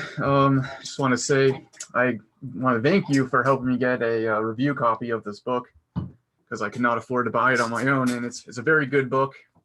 and thanks for your presentation. I kind of wanted to touch on the kind of question about the left and right lumpen with regards to Black Lives Matter. And I think one aspect that might play into this is with Black Lives Matter, you have a population of Black Americans who have essentially been purposely lumpenized through like state policy and becoming kind of internal neo-colony, as Robert Williams called it. And so I'm wondering maybe if it's because of this kind of colonial, institutional, racist aspect of the lumpenization of the Black population that you can get progressive movements that are revolts against, the white supremacist state from the lumpenproletariat, whereas the white lumpenproletariat tends towards a reactionary politics, a kind of resentment and. I think there's certainly a lot to that because, I do cite, well, I didn't cite in the book, but there is some really good work on the racial hierarchical structure of the American working class. And Cleaver talks about that, and that was his concern. However, I would suggest that if you go back to the 2016 election, there were a lot of polls that showed that if people had been given the option to vote for Bernie Sanders in the general election, a lot of those people who voted for Trump would have voted for Bernie Sanders instead. So, a lot of this, is, as they pointed out, is about organization. It's about who organizes them. It's about who offers them the alternative. And I'll just contrast this. And I do talk about this in the conclusion of the book, which was provided to you. What have liberals offered to these people? Literally you have Joe Biden in the last election telling unemployed coal miners in their 50s that they need to learn how to program code. Yeah, that's just absurd. Right? But that has a long lineage going all the way back to the neoliberal administration of Bill Clinton right through Obama, where the only answer they have to deindustrialization is go to college. Yeah, retraining. Right. Workforce retraining, high tech, and that's the only solution they've given them. You read something like Robert Reich's The Work of Nations, the working class doesn't even exist in this book. It's just symbolic analyst or whatever he calls them. Yeah. You listen to Democrats on the campaign trail, the word working class never enters their vocabulary. It's always the middle class, and it's a particular kind of middle class. It's a professional, technical, managerial strata that they've, latched onto going all the way back to the late 70s and 80s when, remember, they were called, you probably don't remember, when they were called, they were called the Atari Democrats. And that's been the lineage of the Democratic Party, that it views itself as a party primarily of an educated upper middle class, professional technical class. So they haven't been offered any alternative. Along comes Trump, who says, I'm going to make America great again. I'm going to renegotiate all these treaties. I'm going to bring your jobs back from Mexico and China and Bangladesh. And of course, he never did that. He never could do that. But something like the one thing that might have, that everybody talked to, what happened to this $3 trillion infrastructure program? There's a lot of things that need to be built in the United States. That's never been done. And it certainly doesn't seem to be on the front burner of a Biden agenda either. So you would think, sorry. So you would think that Trump would have done more to kind of build the patronage network to kind of keep those people on his side, actually giving them something to keep them voting for him. But well, they faced the choice. They could have spent that $2.5 trillion on actually putting people to work, or they could give it to the finance capitalists. Right, yeah. Okay, Ian, would you like to go? Yeah. What I have liked about this conversation is that you've really raised the level of discussion about the category of the lumpenproletariat in ways that I haven't really kind of seen in terms of the doxa of kind of the usage of that term. I think very often it has this very questionable kind of like racialized usage that you'll see.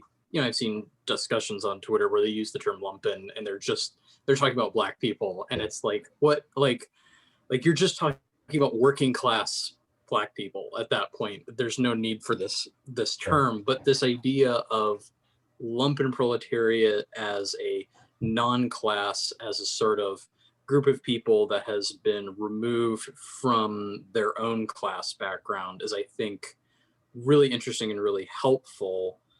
But at the same time, if I might be able to sort of challenge you on this term, because it is a term that I've not been the biggest fan of, other than your description, which I think is really good. It does seem to me that this gets used in cases where, as I said, we are just talking about the proletariat. We are just talking about people who depend on the wage in order to reproduce themselves, right? So, which includes not only people who work for a wage formally, have a formal work contract to do so, but also their children and very often disabled family members who live with them and so on. And in that case, I wanted to ask you, when do you think this term is used in cases where maybe you would look at and say, I'm not really sure that it really makes sense to use this social category to describe this particular process? Yeah, good question. Yeah, you're certainly correct that it has been deployed as kind of a racialized term in the past, is basically to insult unskilled Black workers. Another criticism that's been out there, it wasn't directed at me, but there have been some writings out there coming out of this field now called white studies, which were suggesting that we need to be very careful about using the term because it risks stigmatizing the working class, white working class. And my view was it's not the white working class. That's what the whole debate about. So I guess where I would go with your question here is, if I actually cite and talk about people like Charles Murray and Kevin Williamson, both neoconservative writers, Kevin Williamson being the most vitriolic in his invocation. He uses the term underclass, which is the preferred usage by neoconservatives, but it really is a very elitist, derogatory term aimed at people who don't have a formal college education, who actually it's often used as a way to psychologize and individualize failure rather than to look at it as the consequence of a social organization and of capitalist development, and to deflect blame onto individuals rather than on the system that has produced them. So I think that usage is out there, and one of the things I was trying to do was recapture that word from those usages. You may never fully succeed at doing that, but that was the objective. Cade. Hi, yeah, thank you for your presentation. I had a kind of similar question, but from a different angle, still kind of taxonomical a little bit. And what I kind of have in mind is a certain essay by Anthony Paul Farley. He's a critical legal and critical race scholar. It's called The Apogee of the Commodity. And it argues that, like, under chattel slavery, the kind of subject the slaves produced in chattel slavery actually went to the limit of the logic of the commodity form, as opposed to even entering in the structures of social classes. I'm kind of wondering if you would see it as all feasible to view something of the generalization or the extension of the lumpenproletariat that we're seeing as something of a return to this form, and maybe in a more abstract way. In kind of an oversimplified way, I'm even thinking of like the line applied to social media where it's saying, you're not the consumer, you're the product. And if perhaps we're kind of seeing that paradigm in more places as well, especially considering like something like data gathering, whether it be behavioral, genetic, what have you, where it seems like a lot of people are entering the market more as things that are being traded and consumed, whether it be they themselves or their information, than either laborers or people defined as even being outside of work. if there's an interaction that you'd see there with the generalization of the lumpenproletariat. Very interesting. I'm not familiar with that particular book, so I'm not sure that I'll answer your question directly, but I'll do my best. You know, Marx and Engels, both, Engels particularly, don't regard the lumpenproletariat as a social category that is peculiar to capitalism. In fact, at various points, Engels talks about every mode of production produces a lumpenproletariat, because every mode of production undergoes development. Every mode of production has sort of casts off that it generates, and so in many respects, their sort of model is the introduction of the slave latifundia, which drove the peasants off the land in Rome, and it sent them into the cities where they became a lumpenproletariat. In fact, if I could go back a little more historically, you know, the word proles in Latin was babies. And the term was originally used, that was the sociological function of the lumpenproletariat in the Roman Empire. It was to produce babies who would become soldiers in the Roman legions, which functionally is not much different than what they're expected to do today. And then you keep them entertained with bread and circuses, right? Trump was the master of that. So the idea that, you know, we're going back in a sense to almost a pre-capitalist mode of production. You know, there are thinkers out there, you know, Jody Dean is one who's made some of these arguments, but there's a guy, William J. Gent, back in 1898, wrote a book called Benevolent Feudalism, in which his argument was very similar, that capitalism will essentially lumpenproletarianize its workforce to the point that we will end up with something more like an industrial feudalism, he called it, where people are largely dependent on handouts from the ruling class and dependent upon their charity. And of course, that's exactly what Eldridge Cleaver suggested would be the worst possible outcome of the expansion of the welfare state if it was done under the control of the ruling class. So that capitalism, in a sense, through this process of lumpenization, develops into what becomes a fundamentally different, almost pre-capitalist, quasi-feudal mode of production. And one could, so and I think in our collective unconscious, we all have a vision of that possibility, and it's called the Hunger Games. Okay, our friend Crisanto, please go. I know you have a comment or question, please. So I was thinking something that triggered me when I started to think about this is the fact that the word lumpen is untranslated German, right? Yes. Like you have working class, which works with every language, but lumpen is still particularized in this kind of term. This triggered me a reflection, because since I'm Brazilian, we have this situation in countries that had industrial development kind of aborted, like us and India probably, so that you can't see really the difference between working class. So like here, working class is probably middle class in the US, the kind of the quality of life that they take. So we have all this kind of, you know, assistants and people who don't have training for specialized work. How would this difference between fully development and non-developed countries influence the notion of this lumpen proletariat? Yeah. From a sort of experience that we had in the homeless movement here, we kind of did something similar that what Mike Davis calls like a pirate urbanization. And we kind of had the impression that this lumpen is very much closely related to territory. Like it's something, since they don't work, they don't work in factories and stuff like that. They're kind of around, you know, villages and neighborhoods. How would this, well, that's our impression anyway. Yeah, that's a really excellent point. I'm going to answer you with two things. One is kind of a historical origin of the term lumpenproletariat, which I talk about in the first chapter of the book.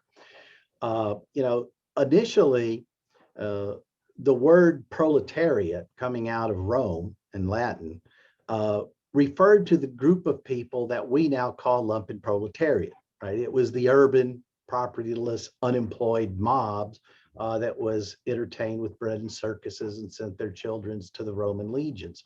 And as that term developed coming through the Middle Ages into the 17th, 18th, 19th century, it took on connotations of anything that was vulgar, that was considered lower class, so that what we call the lumpenproletariat was called the proletariat. And Max Stirner uses the term in that way, right? When he uses the term to argue that the proletariat is the social base of his egoistic anarchism, the people he's describing are what we would now call lumpen proletarians. And that's really why Marx and Engels invent the term lumpen, because lumpen proletariat, because what they're trying to do in their polemic with Stirner is differentiate what they see as this newly emerging class from this old thing that still carries the term, proletariat. So they introduced the word lumpen proletariat, I think very consciously. As you point out in the German, and I do this kind of lexicological analysis only because Hal Draper is the guy who used that to debunk and reject the term in the 1960s. But the word lumpen is one of these wonderful German words, like somebody that has a double meaning. It means rags in one sense. So it's the rags, it's the lowest proletariat, but it also can mean knave, right? Which again describes the lumpen proletariat as Marx and Engels see them. So it has that double meaning. And so, they literally invent the word lumpen proletariat for that purpose. Now, one of my critics, and he makes a very good point, was Brian Palmer, who I mentioned in my presentation, points out that, we differentiate proletariat and lumpen proletariat, and it seems very clear to us in the advanced capitalist societies. But we're talking about a proletariat that only exists from about 1945 to 1975, right? With full-time, 40-hour-a-week employment, good wages, stable jobs, pensions, healthcare coverage. The actual history of the proletariat in those societies and in most of the world is the average worker doesn't look like that. They don't live that like. They live a life much closer to what we now call the lumpen proletariat. And you certainly see that in much of the non-Western, non-developed world, where, as you point out, this differentiation between proletariat and lumpen proletariat really starts to erode very quickly. And in some respects, I think you're starting to see it erode in the advanced industrial societies as well. Okay, Matthew. Yeah, I was just going to speculate a little bit about the political implications of what you're saying about increasing lumpenization, and hopefully work that into a question. But yeah, I mean, so since you say that the lumpen proletariat doesn't organize itself, but can only be sort of organized or mobilized from outside, and that when it acts by itself, it just acts in sort of spontaneous, insurrectionary or like mob violent ways. I'm wondering, do you see the lumpen proletariat increasing in size? Like how fast, I guess, is this process of lumpenization happening, where like long-term, like democratic mass Marxist politics, is that impossible in your view on the basis of the proletariat? Or if we do build, like, say, a mass communist party, would it just need to win hegemony over this important social stratum? And then I was also going to ask, and you mentioned this in your last response, this idea of the proletariat as people came to think of it in the post-war period being very different from what existed before. The Marxist parties of the Second and Third Internationals were based on a different proletariat, not like the one that existed in the post-war period. And if we're heading back to that, is this necessarily best described as lumpen proletariat, or do we still see the possibility for like a democratic mass communist politics like existed to some degree in the past. So that's just sort of the trend of what I was thinking of. That's a great question. In fact, I knew I was going to be asked that. So I actually gave it a little thought last night. I like the flag in your background. If I could move my camera, I would show you my anarcho-communist flag hanging on my wall here in the office. But I would put it like, the first thing I would say is, you know, the problem of agency that we confront is with the lumpen is really not that different than we confront with the proletariat, right? It's almost universally agreed that yes, the working class is structurally organized by its relation to production, and that generates trade unions and industrial unions, which confront capital at the point of production. But short of those unions taking a syndicalist turn, they don't move beyond what, right, Lenin called trade union consciousness. They don't become political beyond the framework of acting as an interest group within a liberal democratic republic. They don't challenge capitalism. That becomes, as you know, every socialist theorist since Marx has argued, the role of the intellectuals by which they bit the party. That it required a party to sort of elevate them to the next level and to organize them as a political class, as opposed to sort of an economic bargaining unit. So I don't think the problem of political organization becomes fundamentally different. And I'll evoke a little American history here. You know, the American Socialist Party, when it was formed back at the turn of the 20th century, spent an enormous amount of effort, you know, trying to win battles on the floor of the AFL conventions at that time. And they seemed to get closer and closer to, I think it was in 1903, they were just absolutely crushed on the floor of the AFL-CIO. And it was at that point that a lot of the socialists said, you know what? Trade unions only represent about 5% of the working class in this country, which is about what they represent in the private sector today. They said, let's just go out and organize workers directly. And it was at that point that their votes started to grow up. That's when they reached the apogee of their influence under Eugene Debs as an electoral force. And I think that's the same issue we face today, is we can just go out and organize them directly. But, you know, we need a political party or some kind of social movement to do that, which we don't have right now in the United States anyway. But I don't think the problem of political organization and political agency is fundamentally any different than what it has always been. Now, as to how big is this group, one of that table I put up for you, one of the reasons I did that table is I sort of, in the book, I have footnotes, I try to link it to Bureau of Labor Statistics categories, which don't fully exhaust, I have to use it, because what I was trying to do was set myself up to actually follow this up with an empirical analysis to try to map this out in the way that Eric Olin Wright does in his book on class, his chapter on class boundaries in Class Crisis in the State. I haven't done that yet, you know, but if, you know, if Andre Gortz is right in his estimate, it could easily be 30 or 40% of the population. And I don't think he's off in that estimate. Interesting. Great question and wonderful response. Let's go to Wilfred. Professor Barrow, thank you for your very interesting talk. The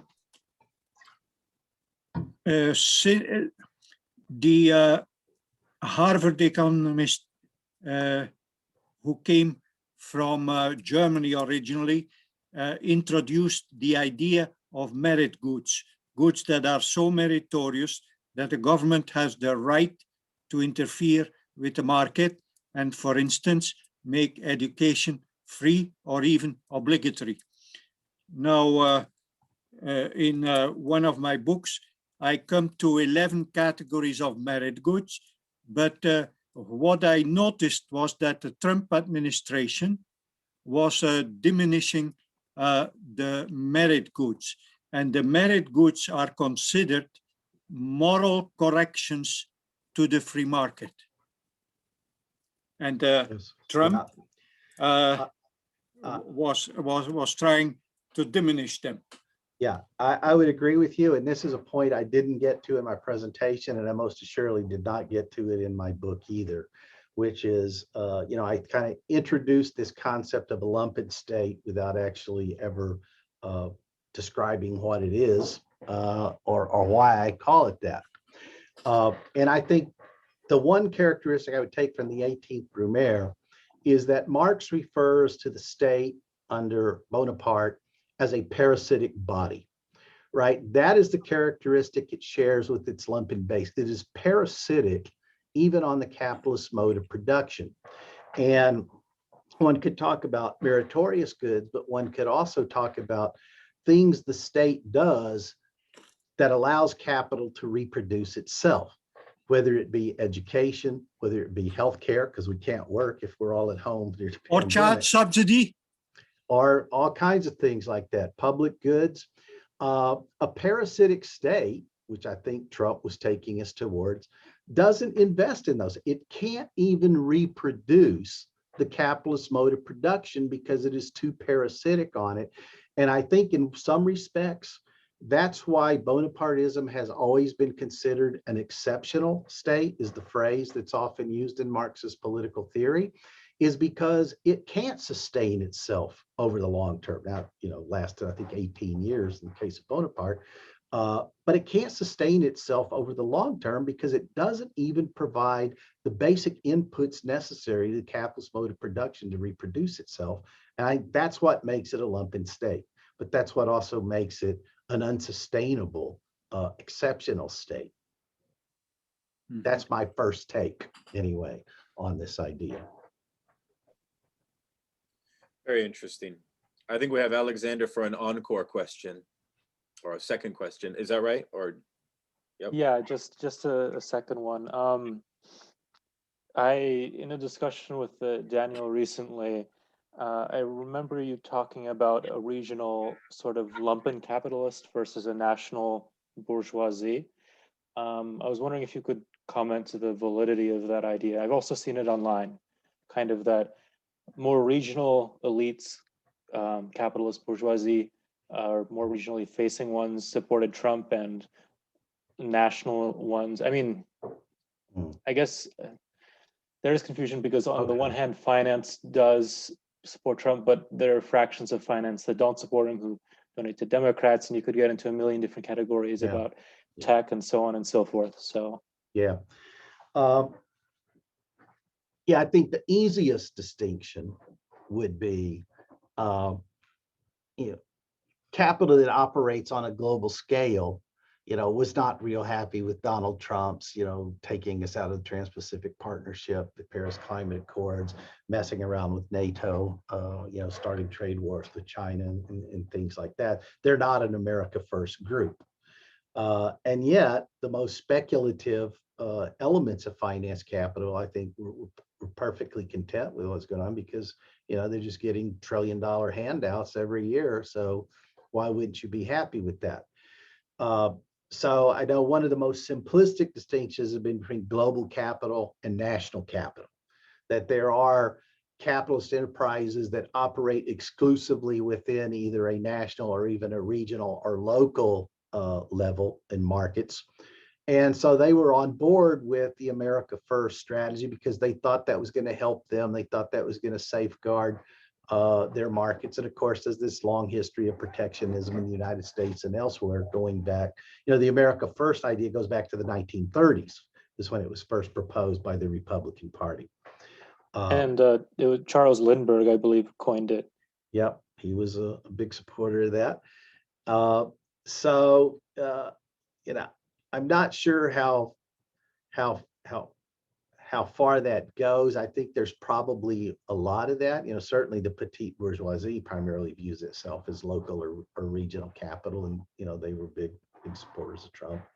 So I think there is some distinction, and it parallels again kind of the 18th Brumaire, where one of the things that Marx talks about, he divides capital up into about 6 or 7 different fractions in his analysis, and shows how one of the things that allowed Bonaparte to rise to power was he was able to get his foot in the door with finance capital and splinter the rest of the capitalist class who could not agree upon a cohesive class-wide policy for how to deal with the June days, which, there's ranged everything from give them what they want and restore order to let's see if we can compromise to let's suppress them violently to, they were across the board, and that was Bonaparte. And I think there was something very similar in the United States going on as well, that the capital is fractured quite significantly. And the question many of us always wondered was, when are they going to rein this guy in?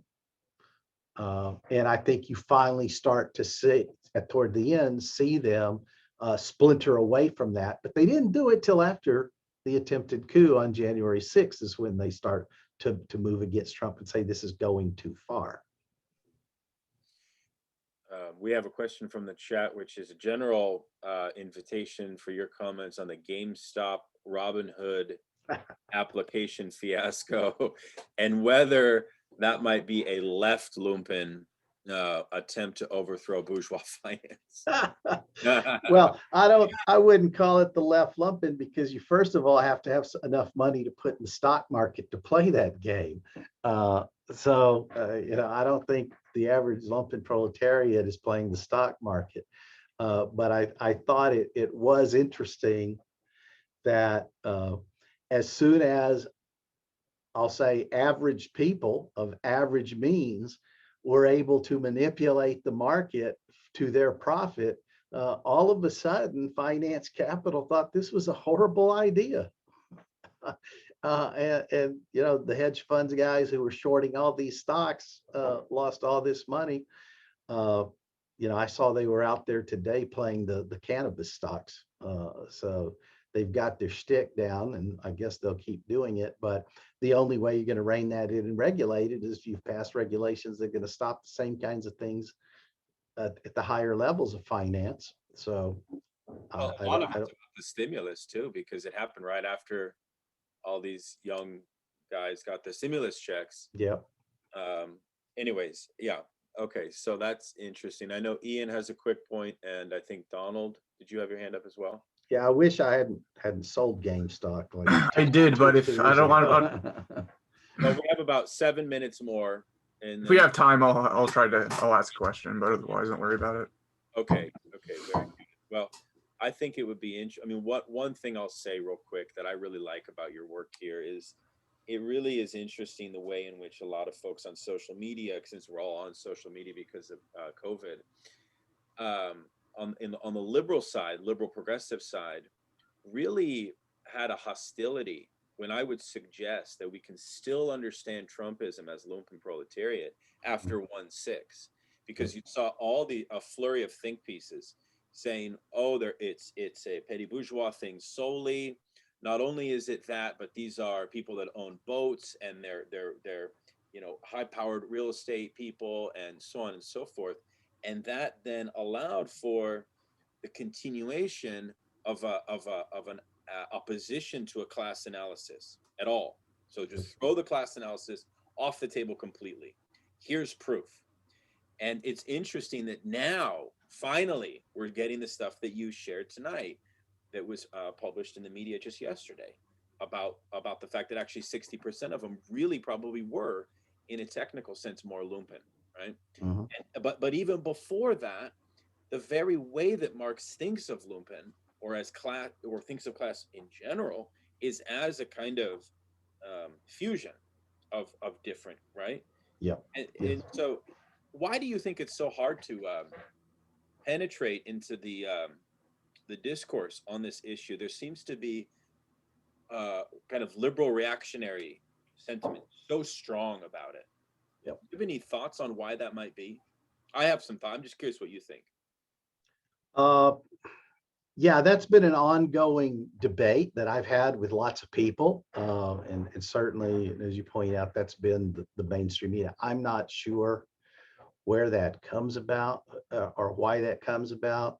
That quote I left you with at the very end from Trotsky, which I think, not because I'm a Trotskyist, but I think it accurately summarizes my understanding of the class politics of of Trumpism and really of fascism, as he points out, it's once again this idea that the petite bourgeoisie is a big part of it, but it's the lumpen that comes in at kind of the cavalry at the last minute that carries this across the finish line for the bourgeoisie. They become the decisive actor. I saw one of the comments, liberalism is conflict averse, and I think that's true. I think there has just, and I don't know why. I don't have an extra, so I'll just repeat what you said.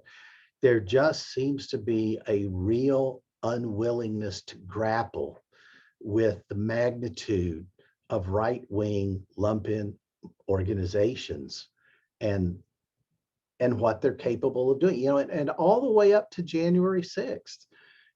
People were, it's just a bunch of clowns standing around in their Kevlar vests. It's nothing. And, I kept saying, I said, these guys are serious. This is the test run.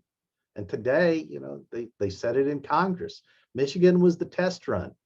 They've been building up to this for months. And I think as the court filing come out, we find there was a level of organization and a level of embeddedness of these militia organizations that they came, I don't think we will know, they came really close. They almost pulled it off. And that would have given Trump the opportunity to sort of just pull, go full bore on everything in terms of declaring martial law or whatever. So it almost happened. But why? Man, I just don't know. It just, and it's not just the lumpen proletariat, right? They won't talk about the working class either. So there's a real aversion to working class. And we all know the minute you say working class, it's all, no, we need to talk about unity, right? We need to talk about healing. Well, I think also, you have a large segment of the American population which is thoroughly apoliticized in various ways and mechanisms. And so the optics of the Black Lives Matter, quote unquote, largest protest in American history, it is very much the case, to the liberal to their credit, that the hypocrisy that all these guys didn't get arrested is tremendous. Unbelievable. Unreal. Yeah, it's unreal. And it's totally reprehensible. Anyways, Donald, why don't you jump in? Or Ian, I don't know who was first. Ian can go first. Go ahead, Ian. Oh, I don't have an additional point to make or question to ask. Okay, go ahead, Donald. I was just going to say that maybe, to kind of end on a more positive note, what we need to be thinking about is how to de-lumpenize, these sections of the proletariat through, organizing some kind of mass party and, offering an alternative to, the life of being a criminal and huckster. And maybe that is like, if you are correct, that, and I do think you are correct, that there is this tendency of an increasing lumpen population. I think we need to be thinking about how, a socialist mass party can reach these people and help them actually, and try to, integrate them into the proletariat as a politicized subject. Yeah, I'd suggest a couple of things. One is I think the agenda is already out there, and it's universal basic income, it's universal health care, it's free public higher education, it's canceling student debt. There's a whole list of things that we could go on. But I don't think that goes far enough. And this is where I really do like the post-Marxists, particularly people like Andre Gortz. Do we really want to de-lumpenize, right? Isn't really the objective here to reduce the work week? Don't we all want to be lumpens who work 20 or 30 hours a week instead of 40 for the same wage that received previously, right, regardless of how it comes to us? That this is sort of the vision Marx had in the German ideology, where he talks about, I'll be a fisherman part of the day, a literary critic part of the day, I'll do a little bit of work on the side, and then I'll watch television or whatever I do. And that was, Paul Lafargue used the right to be lazy.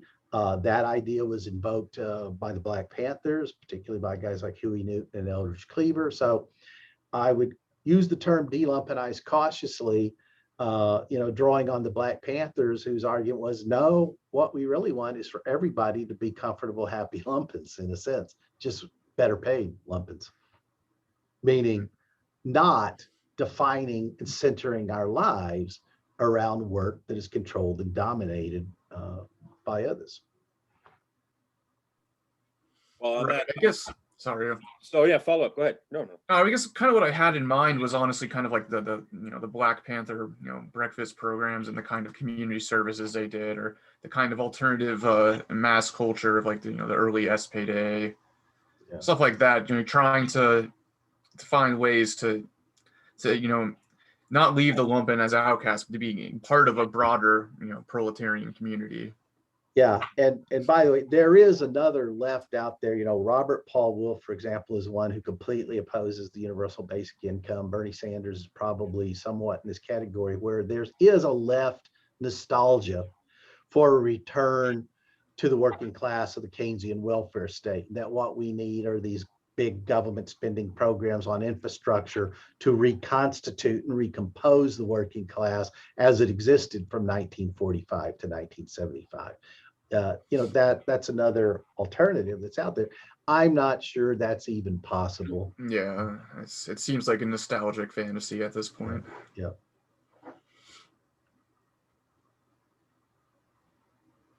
Okay, well, I want to be mindful of everyone's time. I know that we spend most of our time on Zoom as it is, but this has been an exceptional evening, and we want to thank Professor Barrow for being with us and for a rich dialogue here. And next week, we're going to get together again. If you'd like to continue this open forum discussion on this topic, folks can present any research they're working on as it pertains to this, or any kind of threads that have been developed. We can continue to discuss them together in a week from tonight at 7 p.m. Eastern. So with that, I wish you all a great night, and thank you, Clyde Barrow, again. Oh, let me say thank you to everybody. That was a great discussion. I miss these kinds of discussions down in Texas. Let's do it again. Thank you very much. Definitely. Bye. Thank you. All the best. Thank you. Thank you.